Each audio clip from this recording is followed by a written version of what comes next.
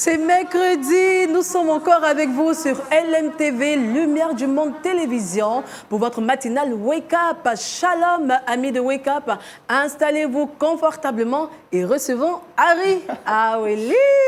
Bonjour la grande mamie. Bonjour Harry. J'aime vraiment le style que tu abordes. Moi également, j'aime trop ton style. Oh. Tu es habillée comme une petite parisienne, à la limite américaine. Je viens de Genève, s'il te plaît. J'étais avec papa en Suisse et nous sommes là juste pour l'émission. On retourne bientôt. Bien sûr. Sinon Harry, tu vas bien? Oui, Dieu fait grâce, je me porte à merveille. Super, c'est mercredi, j'aime bien le petit style. Oui, c'est le style approprié. Ça fait été à Paris, près de la Tour Eiffel, des postes, tout ça. Oh, je suis flattée. Sinon, culture actu? Ça va, tout se passe bien? Oui, jusque-là, tout va bien. D'accord. Et aujourd'hui, de quoi est-ce que tu nous parleras? De l'origine du gospel. L'origine du gospel. On va voyager à travers le temps. Oui, on ira aux États-Unis. Ah oui, tu aurais dû m'en parler. J'allais faire, tu vois, les coupes afro, un peu nappy, tu vois, oui, pour montrer vrai. un peu le côté, mon côté américain. On pourra se rattraper après. Ah d'accord, c'est pas bien grave. On pourra se rattraper. Puis on t'aura également pour le saviez-vous. Le saviez-vous, effectivement. D'accord, tout à l'heure. Et puis on a Mathilde. Oui, j'aime bien t'appeler avec Mathilde, tu vois, ça fait un genre. Je t'aime, toi. Oh, je t'aime trop aussi, ma sister. Oui. Comment est-ce que tu vas? Ça va bien, et toi? Oui, Dieu fait grâce, je vais bien, Mathilde. Alors, pour le trick box, aujourd'hui, on parlera des enfants. Exactement. Et c'est quoi la thématique? Quelle méthode pour enseigner la voix du Seigneur à nos enfants? Ah, quelle méthode pour enseigner la voix du Seigneur à nos enfants? Et on s'adressera beaucoup aux parents, voilà. Dieu merci. Ce thème, il est bien. Et puis, on a également sur ce plateau un consultant. Lui, il est spécialiste en wake-up et surtout un spécialiste pour le bien-être des enfants. C'est Tonton Léon. Bonjour, Tonton Léon. Bonjour, amis, et shalom à nos amis. Shalom, Tonton Léon. On a bien aimé le chant en off, mais on aura l'occasion de présenter ce chant à nos téléspectateurs. Aujourd'hui, on parlera d'être un parent intentionnel. Oui, et nous allons encore trouver l'occasion d'encourager nos merveilleux parents qui nous suivent sur Wake Up. D'accord. Merci, Tonton Léon. Et puis, on termine cette série de présentations avec mon papa, moi. On était ensemble à Genève. On est là sur le plateau de Wake Up. Pasteur Atouachal Banda, missionnaire itinérant en Europe avec résidence à Genève, en Suisse précisément. Il est également formateur, autant pour moi, des pasteurs et des responsables des églises. Shalom, papa. Shalom, Nami. Oui, vous allez bien, papa? Très bien. Dieu merci. Oui. Alors, tout à l'heure, avec vous, il sera question de Joseph, la solution. C'est bien ça. On a eu Élisée, la solution 1, Oui. Élisée, la solution 2, Joseph. D'accord, super, papa. Alors, on va se disposer là sur le plateau et on va prier avec, je choisis, avec Harry. Dieu éternel et tout-puissant, merci pour cette journée. Merci parce que tu es avec nous. Conduis ce moment au nom de Jésus-Christ. Amen. Amen. Amen. Je sens l'appel sur toi, Aristide. C'est pourquoi j'aime bien quand tu pries avec nous. On aime bien ta présence Alléluia. spirituellement. L'appel est déjà sur toi. Allez, nous allons partir maintenant pour la méditation matinale avec le pasteur Bonda. Disposons-nous et puis partons pour méditons ensemble.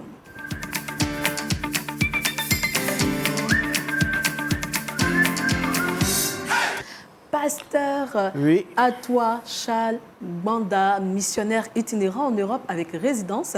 Et ce matin, avec vous, on traite le thème Joseph, la solution, tiré de Genèse 41, versets 1 à 38. C'est bien ça. Vous êtes à l'honneur. Chers amis, il est important de commencer sa journée avec la parole de Dieu. C'est vrai. Et nous bénissons Dieu pour la grâce qui nous est accordée encore en ce matin de le faire.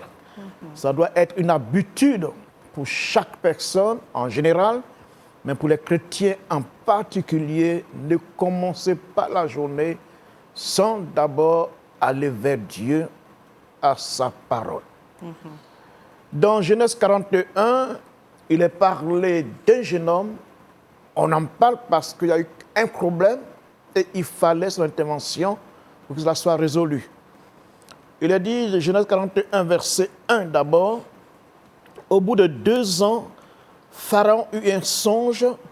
Voici, il se tenait près du fleuve. » Le verset 8, « Le matin, Pharaon eut l'esprit agité.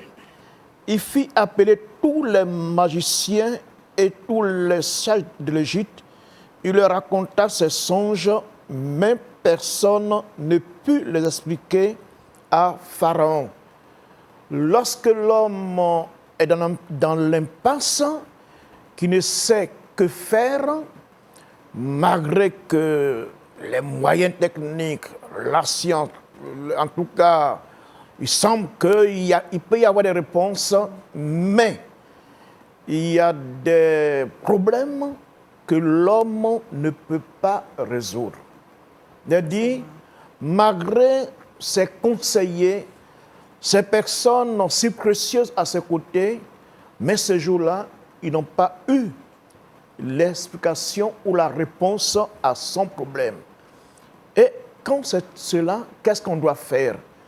C'est pour dire que Dieu est indispensable, le chrétien est indispensable parce que quand il n'y a pas de solution sur le plan humain, Dieu a la solution.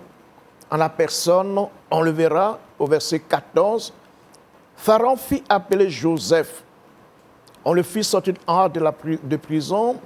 Il se rasa, changea de vêtements et se rendit vers Pharaon.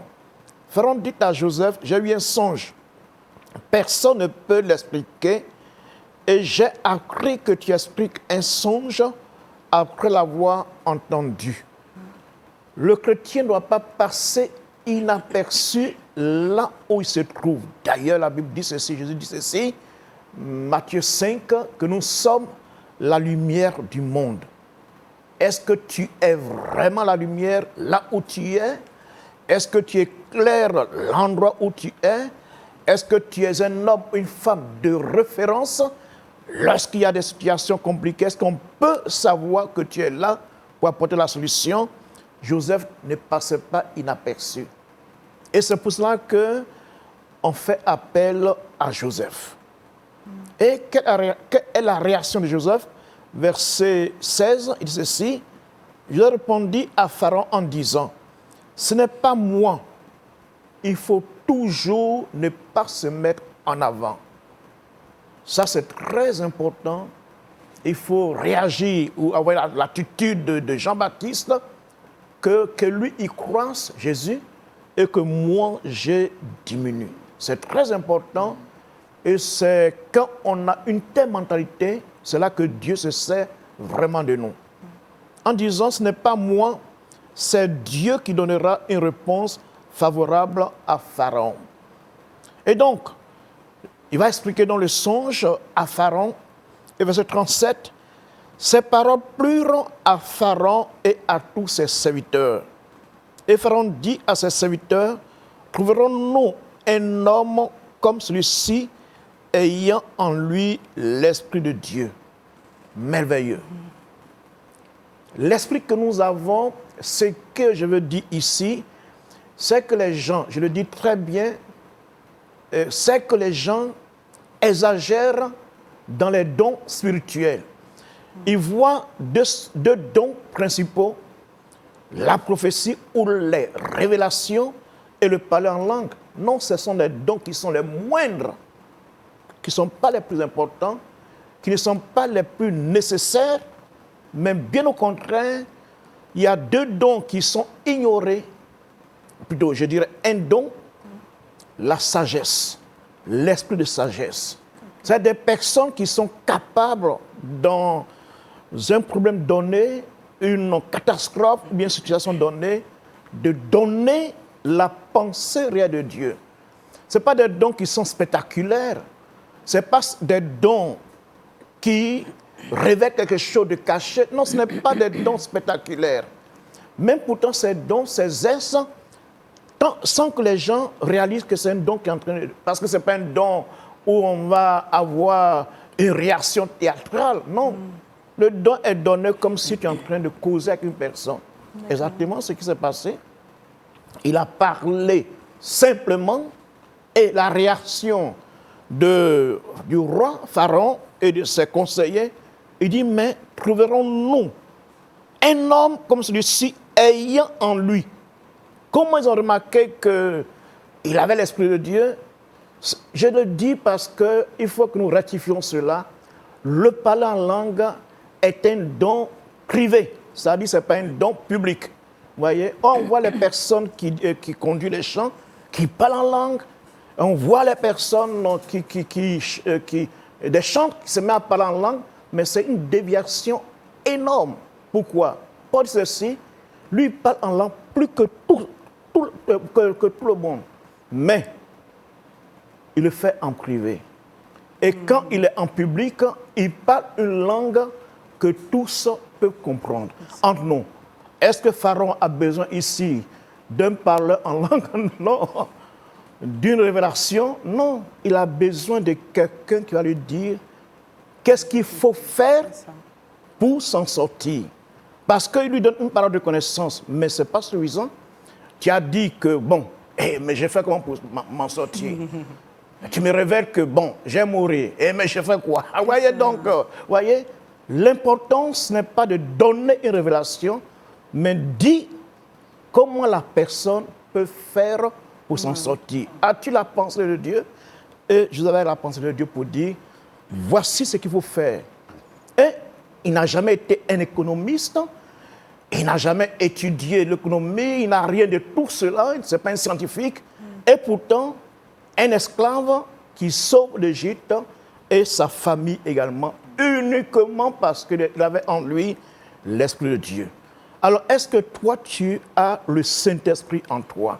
Si oui, il faut le démontrer par l'expression de ce don, par la sagesse de Dieu en toi, parce que à l'heure actuelle, nous le savons en tant que pasteur, véritablement, les gens souffrent. Les gens ont besoin d'une parole de sagesse. Comment faire pour m'en sortir? Dieu a la solution au travers de Joseph. Donc, ce qui me retient dans ce passage, c'est que ce jeune qui n'avait que 30 ans, qui a connu toutes sortes de misères, mais qui arrive à sauver une nation. Est-ce qu'on peut encore en trouver? Oui, que Dieu soit loué. Amen. On en trouve en tout lieu. Amen. Que son nom soit béni. Amen. Merci beaucoup, Papa, pour un tel message qui fait beaucoup de bien à nos âmes, à nos cœurs, à nos esprits. Franchement, on a été richement bénis. Papa est une grande bénédiction pour nous parce que tous ces thèmes sont assez poignants. Oui, franchement. Questions, réactions? Oui, moi, j'ai... Je t'ai juste levé le micro, il est prêt. Et bon, j'ai une question. J'ai bien apprécié la prédication du pasteur. Moi, ce qui me vient tout de suite à l'esprit, c'est qu'on est bien conscient qu'en tant que chrétiens, nous avons en nous des capacités qui témoignent de la grandeur de Dieu. Mais d'où vient-il que jusqu'à présent, nous les chrétiens, on reste un peu en marge de tout ce qui est avancé, tout ce qui est vraiment participation pour, on va dire, l'avancement de l'évolution du monde. C'est-à-dire qu'on prend très peu d'initiatives pour pouvoir montrer que nous, enfants de Dieu également, nous avons nous des capacités pour pouvoir aussi construire, on va dire, participer à l'évolution du monde. Merci. Ce qui me plaît, tu as dit, nous avons les capacités.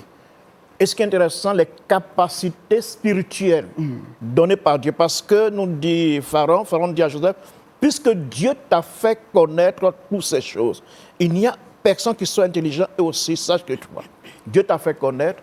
Et donc, les capacités que nous avons, c'est Dieu qui nous les donne. Maintenant, il faut être conscient que tu as des capacités.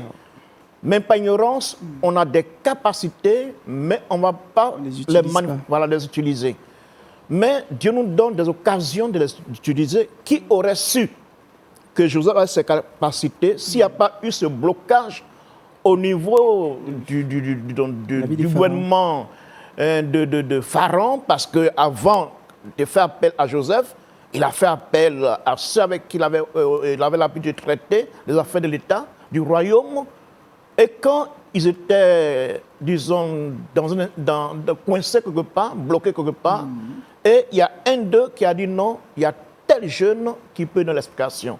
C'est pour ceci que tant qu'il n'y a pas une occasion, tu ne peux pas savoir aussi que tu as des capacités. Donc, il faut dire simplement, comme mon mari, Luc 1, verset 35-38, par là, dit « Je suis la servante du Seigneur, qu'il me soit faite selon ta parole ». C'est-à-dire, il faut te mettre à la disposition de Dieu. Et c'est sûr que Dieu va t'utiliser. Amen. Et de par le monde entier, parce qu'il y a beaucoup de choses qui ont été faites par des chrétiens, hein, des inventions, tout cela, mais ils sont tellement humbles qu'ils n'en parlent pas trop. Voilà. D'accord. Merci beaucoup, pasteur. Papa, est-ce que ce n'est pas peut-être la peur ou le manque de confiance qui fait qu'on a par moments des difficultés à exprimer le potentiel ou la capacité qu'on a? Non, c'est surtout le manque de confiance parce qu'il faut dire que nous, les pasteurs aussi, on ne fait rien pour favoriser les dons qui sont chez les chrétiens. On fait croire que tout est en nous et eux, ils n'ont rien. Voilà, c'est ça le problème. Il faut qu'on sache que, plutôt que le pasteur ait le discernement pour savoir que telle personne, quelle que soit sa position, a un don de la part de Dieu et qui peut aider l'Église, même s'il n'est pas dans le conseil de l'Église, il a un don qui peut faire avancer l'œuvre. Amen. Tonton Léon, question-réaction? Oui, par rapport à la question de Harry, c'est vrai que on ne voit pas tout de suite ce que les chrétiens font en termes d'innovation, en termes de... Mais pour moi, déjà, ce monde-là tient parce qu'il y a encore des chrétiens. Ah oui, le fait qu'il y ait des chrétiens sur cette terre maintient ce monde. C'est-à-dire Dieu a un reste et Dieu a un projet et il voudrait que ce monde-là continue. Maintenant, on n'a peut-être pas des postes ou bien des positions de première ligne, mais dans l'évolution, dans l'histoire, les chrétiens ont contribué et continuent de contribuer. Sauf que notre génération a besoin beaucoup, comme le disait le pasteur, d'avoir cette foi qu'avaient les Joseph, les Daniel, pour bouleverser à l'échelle mondiale ce monde. Merci beaucoup, tonton Léon. Mathilde, tu souhaites réagir? Moi, c'est concernant les dons, papa. Est-ce que le don de discernement, don de sagesse est spécifique à un homme, un être humain, ou bien c'est... Parce qu'on sait qu'il y a plusieurs dons. Il y a don de... bon, est-ce que le don de sagesse peut être pour tout le monde? C'est pour tout le monde ou bien c'est pour une seule personne, c'est-à-dire pour des personnes spécifiques? Voilà. C'est surtout chez les personnes qui sont dans une certaine position. Je peux dire des leaders. Par exemple, Joseph avait besoin de ce don pour être ce qu'il est devenu, vous voyez. Donc, ce n'est pas un don qui est donné à tout le monde, mais c'est des personnes qui occupent des postes assez sensibles ou qui peuvent avoir une certaine influence sur des personnes ou des faits. C'est ces personnes qui ont besoin d'avoir le don de la sagesse. Voilà, parce que par rapport à leur situation, par rapport aux problèmes, parce que de par leur fonction, de par leurs activités, ils sont confrontés à des situations là pour qu'ils puissent être utiles à eux-mêmes et aux autres. Ils ont besoin de l'apport de sagesse.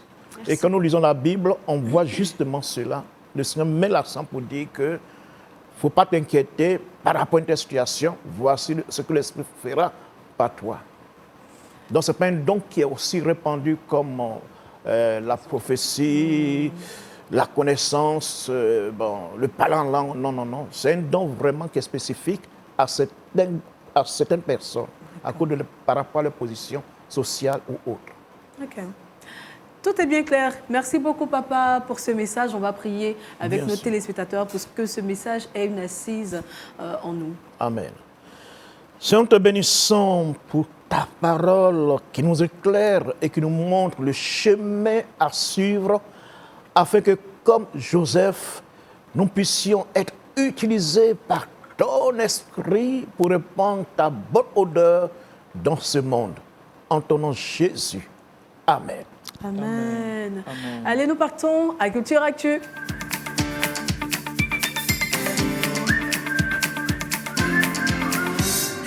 Aristide, ce matin, dans Culture Actu, tu nous fais voyager à travers le temps. Et grâce à toi, bien sûr, étant sur ce plateau, nous visitons les États-Unis d'Amérique. Effectivement, tu viens avec moi, j'espère. C'est trop bien, Aristide. Franchement, tu as toujours des biens à nous distribuer. D'accord. Bonjour chers téléspectateurs et comme dit, nous allons aux États-Unis. D'accord. Déjà pour parler du gospel. l'origine Le gospel, c'est sûr que vous en savez quelque chose puisque cette terre, on va dire mélodieuse, est très souvent reprise dans nos églises. Donc en substance, peut-être, je vais Je jouer rappelle peut-être. que tu es... Voilà. Donc ça pourrait donner, on connaît bien le Amazing Grace. Amazing J'ai dit, Grace, oh. how sweet Aristide, the il chante. song.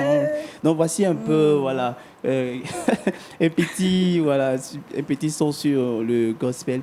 Sinon, le gospel est un style, on va dire, de musique Ouais. qui est repris par les Afro-Américains.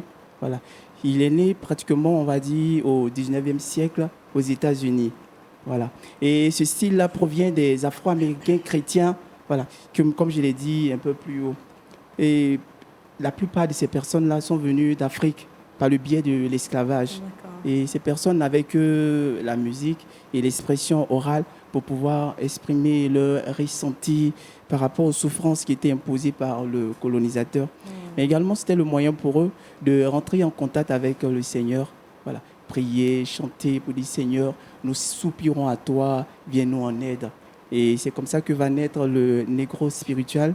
Le négro spiritual, on va dire, qui est une musique ancestrale d'esclaves noirs africains qui utilisaient cette musique comme un moyen de connexion avec Dieu.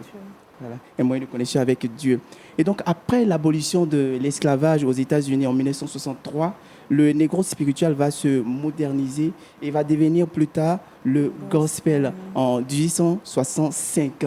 Voilà. Et ce gospel, tout simplement. Comment? On n'était pas nés. Voilà. Le gospel, c'est la transcription en français du mot évangile. Voilà. C'est l'évangile, c'est-à-dire quand on fait la traduction, ça donne évangile. Donc en clair, on pourra dire, en clair, on pourra dire que le gospel, c'est une musique de témoignage.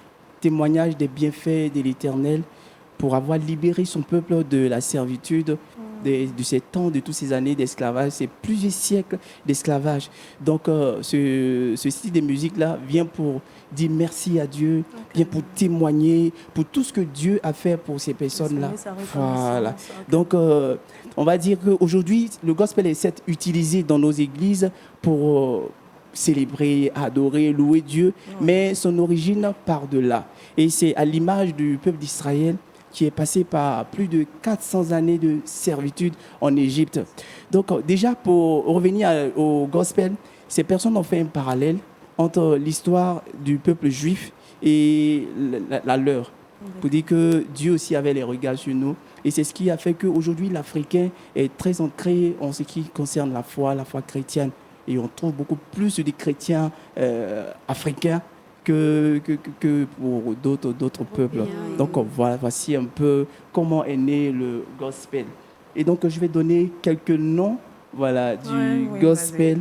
On a Louis Thomas, on a Alison Luther, Marvin Sapp qui est, on va dire, de cette nouvelle génération. On a aussi Donny Michael Kane. Voilà, ces personnes-là ont, à leur façon, contribué à l'avancée du gospel. Et pour terminer, le gospel a été utilisé par Martin Luther King pour pouvoir défendre les droits des Afro-Américains aux États-Unis. Donc voici un peu en substance l'origine du gospel. Merci beaucoup Aristide. Tu as cité quelques artistes du gospel. Nous, on va citer Cissy Winans. Hein. Elle, on la connaît. Cissy Winans, Snatch. Yolanda Adams. Oui, beaucoup. Franchement, ça, on veut tous citer. Hein. On va pas on ne quittera pas ici. Mais Aristide, est-ce que tous ceux qui chantent Dieu font du gospel? Bon, toi, tout à l'heure, tu as poussé la chansonnette. Est-ce qu'on va dire que tu fais du gospel? Aujourd'hui, par extension, on dira que chanter Dieu, c'est faire du gospel dans la mesure où c'est l'évangile qu'on transmet, c'est le témoignage des bienfaits de l'Éternel qu'on transmet. Maintenant, il faut faire la part des choses dans la mesure où tout le monde pourrait s'y mettre juste pour pouvoir rechercher le regard des chrétiens, l'approbation de certaines personnes, sans toutefois, dans le fond, être vraiment chrétien. Donc, il nous reviendra à nous, enfants de Dieu, d'avoir le discernement pour savoir. Et puis, on peut aussi se référer à la qualité des textes, le message qui passe. Le message doit pouvoir parler de Christ, doit être essentiellement axé sur Christ. essentiellement axé sur Christ. Et peu importe le rythme de la musique, ça peut Peu être du importe. rap, Ah, le merci, style tu musical. fais bien d'en parler. Aujourd'hui, le gospel a vraiment évolué Oui. et prend, on va dire, toutes les tendances musicales, l'essentiel, Le rap et de pouvoir gospel. associer l'évangile, voilà, dans son essence pure, l'évangile de façon vraiment très claire, de façon très simple. Voilà.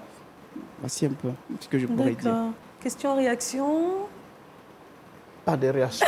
On n'a pas. C'est tellement clair et de base, on connaît bien l'évangile, enfin le gospel. Et là, avec les explications de Harry, je pense que C'est bien il n'y a clair. rien à dire. Et là, on a la Merci, différence Harry, entre le pour la gospel et le culture. négro Négro spirituel. spiritual, c'est On ça. sait que le négro, avec l'évolution, Une musique c'est devenu- ancestrale, voilà, c'est- c'est devenu le gospel. Merci beaucoup, Aristide t'en prie. Aweli. Allez, on va partir pour une autre rubrique, c'est la vidéo du jour.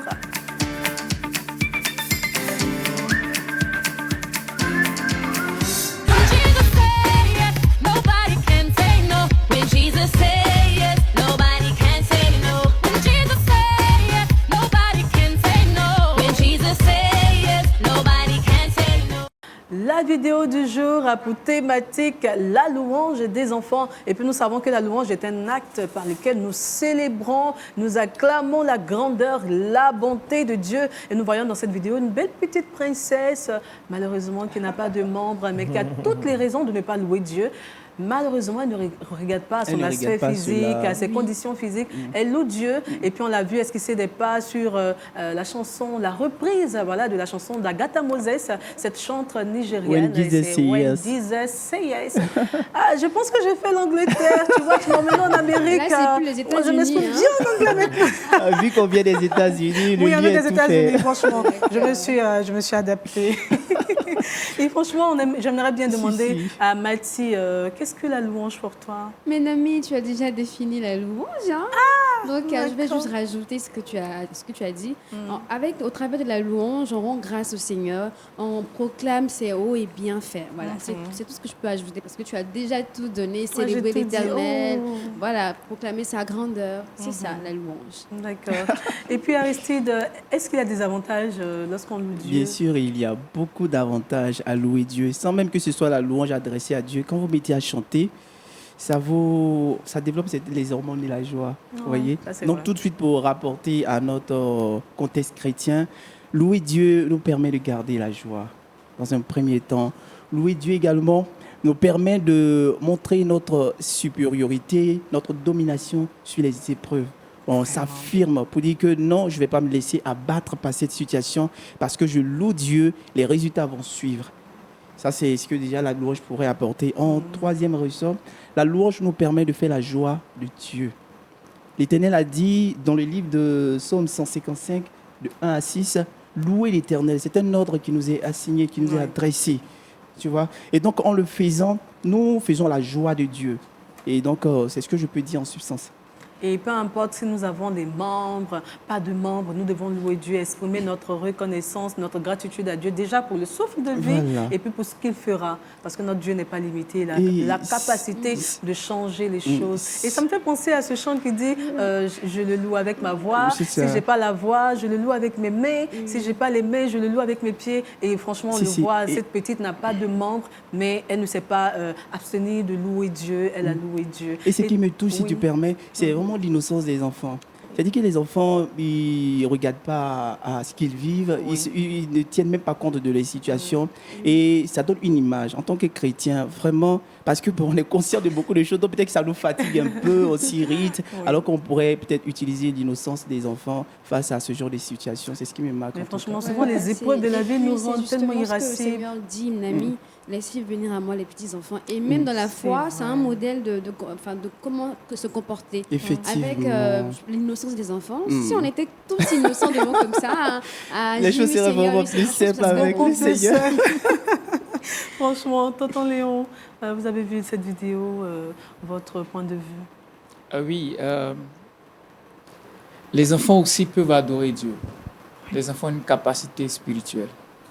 Les enfants ont un cœur pur, sensible à la présence de Dieu. Et Dieu est sensible, il aime la prière des enfants, il aime quand les enfants l'adorent. Donc il est important que très tôt on puisse les exposer à une vie chrétienne pleine. J'aime le dire, il n'existe pas un Saint-Esprit version adulte et un Saint-Esprit version enfant. C'est ça. Le même esprit qui opère dans les adultes opère dans la vie des enfants.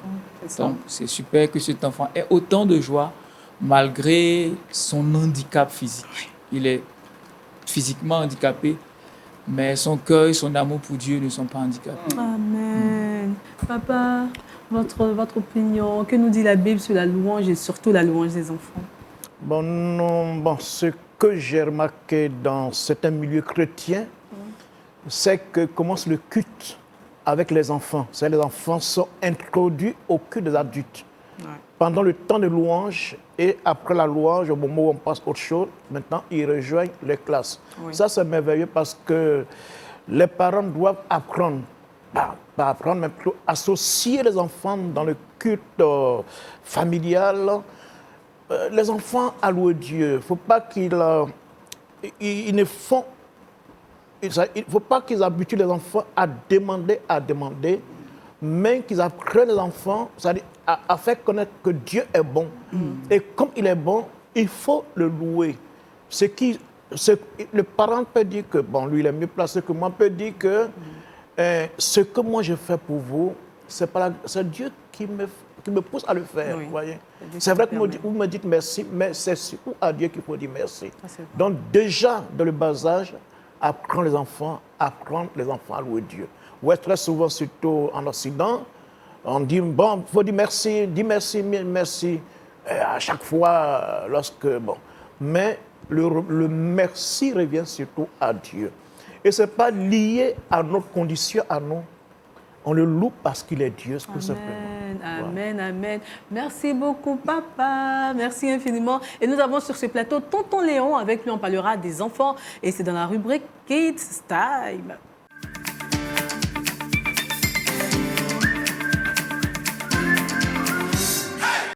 Tonton Léon.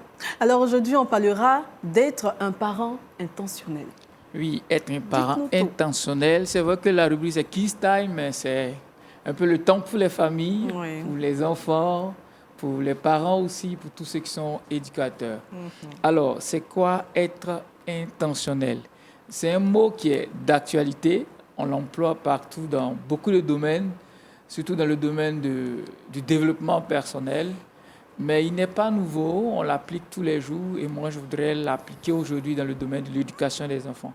Être intentionnel, c'est décider, c'est choisir de faire, c'est volontairement s'engager dans des actions qui vont produire un changement ou une transformation. Donc, être un parent intentionnel, c'est se positionner en tant que parent et décider de jouer pleinement son rôle, en tout cas de mettre en place tous les moyens pour qu'il y ait une amélioration de l'éducation de nos enfants. Quand nous regardons dans la Bible, notre Dieu est un Dieu intentionnel. Il est un Dieu intentionnel, il a décidé de nous créer. Il a choisi de nous créer à son image et selon sa ressemblance. Et même quand il y a eu le péché, il s'est montré responsable de nous. Il ne nous a pas abandonnés, il ne nous a pas reniés, il n'a pas renoncé à l'humanité, mais il a choisi depuis l'Ancien Testament jusqu'à la venue de Jésus de trouver des stratégies, des moyens, des méthodes au travers des prophètes, des juges, des sacrificateurs, de toutes ces personnes-là. C'était un Dieu intentionnel qui agissait jusqu'à Jésus-Christ. Donc, l'intention de Dieu, c'était quoi au départ? C'est de nous créer et d'avoir une relation avec nous. Le péché a changé les choses, mais l'intention de Dieu n'a pas changé. Il a envoyé Jésus-Christ qui est mort à la croix et tout homme qui fera appel au Seigneur Jésus sera sauvé. Donc Dieu garde son intention et chaque jour, il continue de nous aimer malgré nos défis et il continue de mettre en place toutes sortes de stratégies. Ce que nous vivons, cette émission, cette chaîne de télé, fait partie de l'intention de Dieu pour toucher tous ceux qui seront connectés à cette chaîne. Alors, chers parents, comment est-ce que de façon pratique, vous pouvez être intentionnel? Je vais proposer 6 petits points que vous pourriez développer chez vous. D'abord, décidez de fonder une famille selon le modèle divin. Quand on parle de parentalité, on parle de famille. Il y a papa et maman. Et dans le plan de Dieu, le modèle parfait, c'est celui qui vient après le mariage. Nous décidons, en tant que couple, de faire des enfants. Des enfants que Dieu va nous donner par sa grâce. Donc, nous nous sommes mariés et nous attendons à avoir des enfants. Des enfants peuvent venir à des périodes où on ne l'a pas souhaité, où on ne l'a pas préparé, mais ce sont des enfants qui viennent de Dieu. Et chaque enfant est un projet de Dieu. Et en tant que parents, j'aime le dire, nous sommes des gestionnaires du projet de Dieu. Quand Dieu nous donne des enfants, il veut nous amener à les conduire dans leur destinée. Donc d'abord, nous décidons d'avoir des enfants et de faire des enfants. Deuxièmement, avoir une bonne connaissance de ce que c'est qu'un père et une mère. Faire des enfants ne fait pas de nous des pères et des mères. Ça fait de nous d'abord des géniteurs. On peut mettre des enfants au monde de façon biologique sans être père ni mère. Je connais beaucoup qui n'ont jamais été mariés, qui n'ont jamais eu la grâce de concevoir, mais qui sont pères à la dimension du royaume selon ce que Dieu veut, que des gens qui ont eu des enfants partout dans ce monde. Donc, au-delà de l'aspect biologique, sinon génétique, être père, c'est de communiquer de l'amour inconditionnel à un enfant comme Dieu nous-mêmes nous a aimés et de répondre à tous ses besoins. Donc, être père, c'est cela d'abord. Dieu est notre Père. Regardons dans la Bible comment il nous a aimés. Dieu a tant aimé le monde qu'il a fait quoi? Qu'il a donné son Fils unique, afin que quiconque croit en lui ne périsse point. Donc, un Père donne, un Père aime, un Père présent. Et la mère, qui est l'aide semblable, soutient le Père dans ce rôle, mais elle prend pleinement sa place. Donc, quand je me prépare à avoir des enfants, il faut que je sois conscient de ce rôle.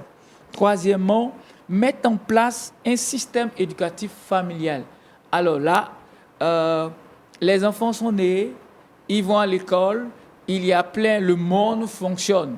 Moi, j'encourage chaque famille, selon sa réalité et son contexte, à mettre en place un système éducatif. L'école, c'est un système éducatif qui obéit à des agendas et à des intérêts. Mais nous, notre famille, qu'est-ce que nous voulons voir? Quelles sont les valeurs que nous voulons voir dans notre famille? Nous sommes une famille chrétienne. Dans notre famille, on s'aime. Dans notre famille, c'est le pardon. Dans notre famille, on communique. Et dans notre famille, on sert Dieu.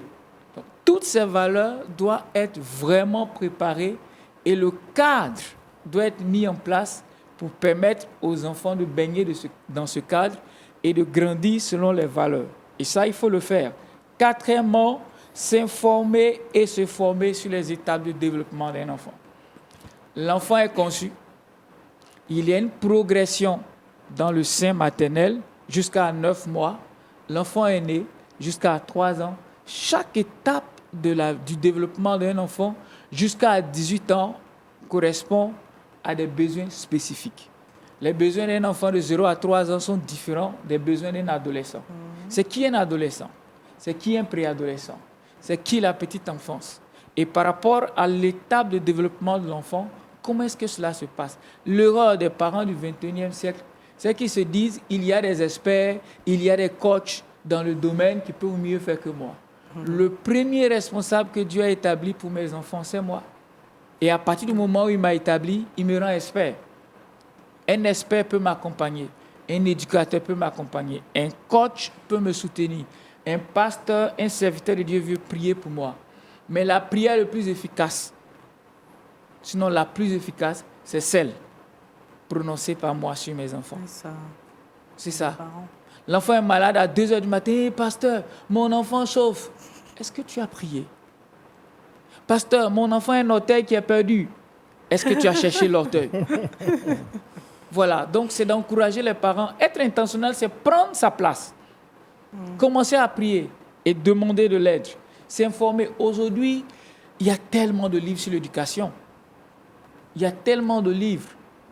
On apprend l'art oratoire, bien parler en public, on apprend sur l'investissement, on apprend comment bien gérer son argent. Mais il y a des livres qui parlent de comment éduquer un enfant, comment communiquer avec son enfant, comment un enfant fonctionne.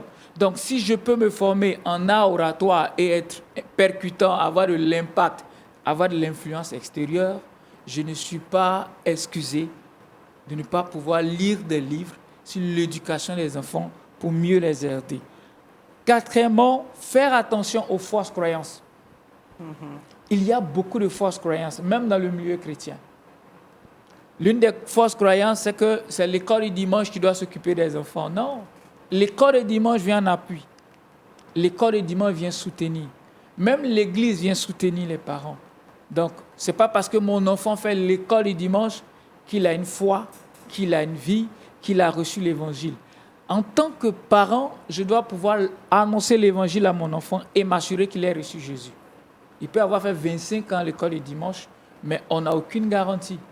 Donc, chaque parent doit s'assurer qu'aujourd'hui, mon enfant a reçu l'évangile. Cinquièmement, veiller à la qualité de ma vie de couple. On ne fait pas très attention. La qualité de l'éducation que reçoit un enfant est fonction de la qualité de la vie de couple. Puisque l'enfant sort d'un couple. Donc, si ça ne va pas dans mon couple, mon enfant va grandir dans un environnement qui est sombre. Il ne sera pas équilibré et stable. Plus ça marche entre moi et mon épouse, plus nous trouvons la force et la capacité d'accompagner et d'aider nos enfants. Si ça ne va pas dans la vie de nos enfants, l'un des éléments que nous devons surveiller, c'est notre vie de couple. Et enfin, la plus grande stratégie, le meilleur, je veux dire pour moi, c'est le best-seller, quoi. Vous allez utiliser toutes sortes de stratégies, toutes sortes de coachs de prière. Mais ce qui marche le plus, c'est la grâce de Dieu. Amen. Un parent intentionnel compte sur la grâce de Dieu. On n'est pas à l'abri. On peut faire tout ce que je viens de citer. Combien de parents chrétiens aujourd'hui qui prient, qui ont fait plein de choses, mais qui ont des enfants qui se retrouvent dans la drogue? C'est vrai. L'Église n'est pas épargnée. Des parents pleurent, des parents souffrent. Comptons sur la grâce de Dieu. Et ça, c'est le meilleur moyen.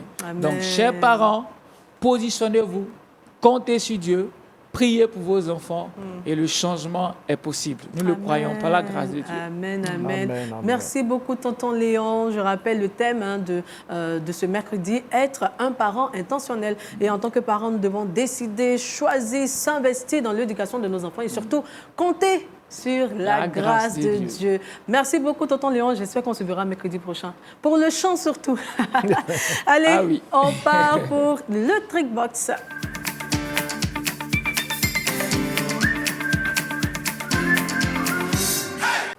Mathie, quelles sont les méthodes pour enseigner la voix du Seigneur à nos enfants? Exactement, on va continuer sur le chemin de tonton Léon. Et cette fois-ci, c'est le message adressé aux parents. C'est très important. Alors, enseigner donc la voix du Seigneur aux enfants, c'est tout simplement leur donner un style de vie ou une éducation selon la parole de Dieu, selon les bases chrétiennes. Et ça peut paraître souvent très difficile, mais quand l'enfant est ancré, quand la parole de Dieu est ancrée dans le cœur de l'enfant, plus tard, il devient quelqu'un très merveilleux pour la société et puis son impact est très, très, très, très, très bon. Et puis donc, premièrement, ce qu'on va faire, chaque parent, c'est qu'on va compter sur l'aide du Seigneur et du Saint-Esprit. C'est très important parce que c'est le Seigneur lui-même qui nous confie leur éducation et c'est lui qui nous demande de leur enseigner sa voix. Donc lui, il doit être au centre de cette éducation. C'est très important. Et puis, ce qu'on va faire deuxièmement, c'est de demander l'aide du Saint-Esprit. Voilà, l'aide du Saint-Esprit. Pourquoi? Parce que le Saint-Esprit peut nous donner, c'est lui qui est capable de nous donner les manières, les moyens pour pouvoir orienter l'éducation de nos enfants. Et la parole de Dieu doit être très, très, très, très fondamentale pour l'enseignement, leur enseignement. C'est très important aussi. Donc, de la même manière que la nourriture est fonction d'âge, dans ce monde, un enfant de 1 an ne peut pas manger une nourriture de bonne personne. Solide, hein. Voilà. Donc la parole de Dieu aussi doit être adaptée pour l'enfant selon son âge. Il y a des livres, donc il faut vraiment enseigner la voix du Seigneur selon son âge et puis sa compréhension. Et puis quand il grandira, il pourra comprendre certaines choses. Et puis en dernière position, il faut être les premiers pratiquants de ce qu'on applique, enfin ce qu'on demande aux enfants de faire. Parce que moi, en tant que parent, je dois être un modèle de conduite en amour, en action. Tout ce qu'on fait doit être vraiment doit montrer aux enfants que le Seigneur existe et que le Seigneur est amour, tous donner les vertus donc du Seigneur aux enfants au travers de notre propre comportement. Et donc aussi, je veux souligner une chose rapidement, Ami, c'est qu'il faut éviter de trop dorloter nos enfants parce qu'après ça peut être un problème pour nous. Dans la pratique, c'est très important. Quand on veut enseigner la voix du Seigneur aux enfants, il y a certaines choses qu'il faut taper là-dessus très dur. Mais tout ça, c'est avec le Saint-Esprit qu'il fait en douceur et puis avec les manières. Amen. Il n'aura pas de réaction. Mais en tout cas, ça me fait penser à ce verset-là qui dit « Instruis l'enfant selon la voie qu'il doit suivre, afin que lorsqu'il grandit, il ne s'en détourne point. Proverbe 22, verset 6. Faut pas compter sur moi. Vraiment. Allez, on part pour le niveau. Aujourd'hui, on verra les secrets derrière l'insomnie. J'ignorais qu'il y avait des secrets derrière l'insomnie. Hein. Oui, il y a un grand secret derrière l'insomnie. L'insomnie, déjà, on le sait, c'est un manque de sommeil qui affecte le repos ou la récupération de celui qui en souffre. Et l'insomnie peut être, par moment, peut être factuelle, peut être, on va dire, ponctuelle. Et ça peut être également récurrent ou chronique. Mais très souvent, c'est causé par le stress, par trop de travail, par la fatigue. C'est causé également par, on va dire, le décalage horaire. C'est-à-dire quand on quitte une région d'une région à une autre, on peut souffrir de l'insomnie.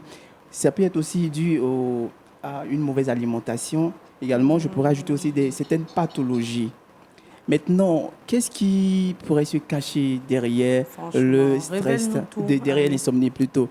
L'une des causes insolites qui se cache derrière l'insomnie, c'est que l'insomnie est très fréquente chez les personnes qui ont un quotient intellectuel très élevé. Voici un peu la nouvelle. C'est-à-dire que la personne qui a un quotient intellectuel très élevé, lorsqu'il s'agit de dormir, c'est-à-dire quand vient le moment de sommeil, son cerveau va mettre du temps à s'éteindre. Voilà. Le cerveau est très en éveil, comme tu l'as dit, à cause du trop plein d'informations, trop plein de connaissances, trop plein d'intelligence. Et il est pratiquement difficile à ces personnes-là de dormir, d'avoir un sommeil vraiment facile.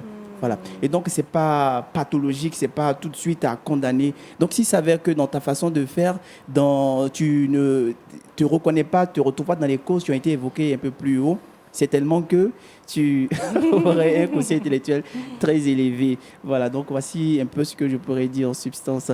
L'insomnie se retrouve aussi chez les personnes qui ont un quotient intellectuel élevé.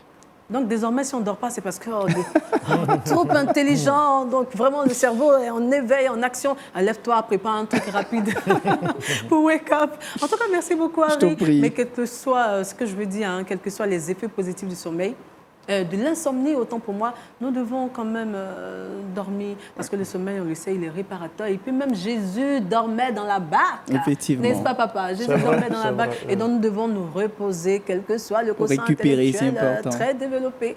Merci beaucoup. On va terminer cette émission avec Mathie pour le verset boussole. Le verset boussole de ce mercredi, Mathie. Le verset boussole de ce mercredi se trouve dans Genèse 41, le verset 38, qui dit « Et Pharaon dit à ses serviteurs, trouverions-nous un homme comme celui-ci, ayant en lui l'Esprit de Dieu ?» La question. Interrogation. Merci beaucoup, Mathie. En tout cas, nous, on a été très ravis de vous accompagner tout au long de cette émission. Nami Siloué, Harry, Mathie, et nous étions également avec Tonton Léon pour la thématique « Être un parent intentionnel ». Et nous avons également notre papa avec qui nous sommes depuis la semaine. Pasteur Atoua Charles Banda, je fais mon petit malin, missionnaire itinérant en Europe avec résidence à Genève, précisément en Suisse. Il est également formateur des pasteurs et des responsables des églises. Allez, prenez soin de vous. Retrouvez mardi pour le jeudi. Et puis, quant à moi, retrouvez-moi vendredi. Prenez soin de vous. Que Dieu nous garde. Bye bye.